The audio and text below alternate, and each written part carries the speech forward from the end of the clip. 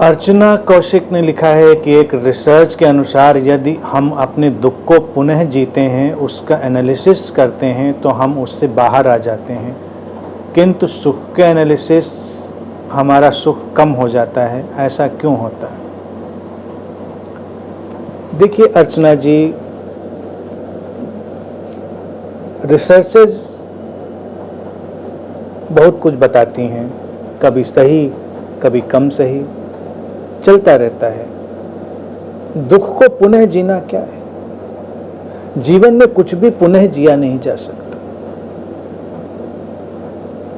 जो बीत गई सो बात गई, इतनी ही समझ है। किसी भी चीज को पीछे जाकर पकड़ना संभव नहीं। एनालिसिस,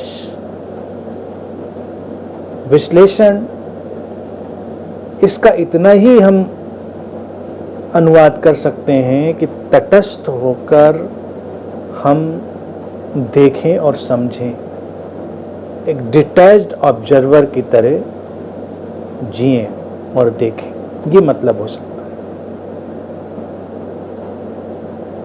है। दुख दुख बीत जाता है, सुख सुख बीत जाता है। सुख कम नहीं होता।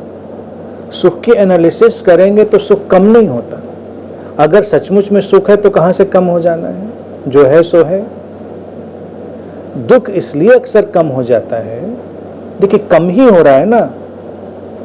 बाहर आना दुख का कम होना, सुख का कम होना। तो सुख तो हम कम करना नहीं चाह रहे, दुख को कम करना चाह रहे। लेकिन चीजें कम इसलिए हो रही होती हैं क्योंकि जो हमारी मेंटल कोटिंग, मानसिक आवरण जो चढ़ चुका होता है हमारे व्याख्याओं के ऊपर, हमारे सजग विश्लेषण से कई बार वो हट जाता है।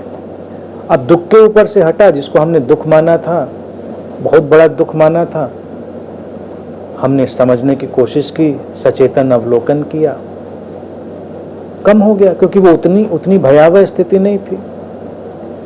सुख का भी वही हाल है। सुख को भी हम अतिरेक में डालते हैं। तो इसीलिए सुख के विश्लेषण से हम घबराते हैं कि अगर हमने विश्लेषण किया कम हो जाए, क्योंकि वो हो सकता है हो ही ना, हमने ही उसमें कुछ अपनी कल्पना डाली हो। लेकिन जो वास्तविक होता है वो ठहरा रहता है। जो अवास्तविक है वो हमारे सचेतन अवलोकन से बिखर जाता है।